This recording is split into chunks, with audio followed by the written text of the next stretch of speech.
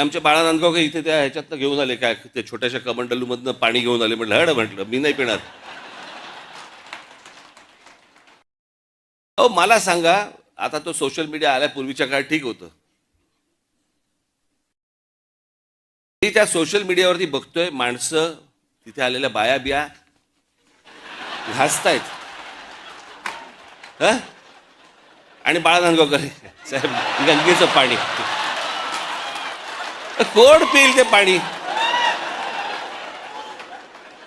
चला, आत्ताच करोना गेलाय, कोणाला त्याच्याशी काही देणं घेणं नाही.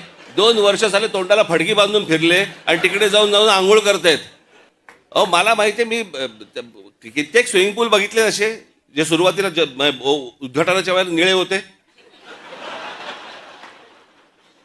हळूहळू हिरवे हिरवे व्हायला लागले. कोण जाऊन त्याच्यामध्ये मला सांगा पडेल त्यात गंगेत? ह्यानं तिथे काहीतरी केलं ते मी इथे पितोय.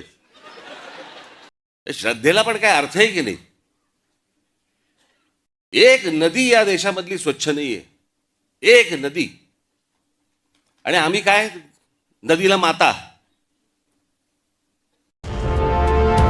मराठी माणसाचं आणि महाराष्ट्राच्या हक्काचं न्यूज चॅनल मराठी न्यूज 9.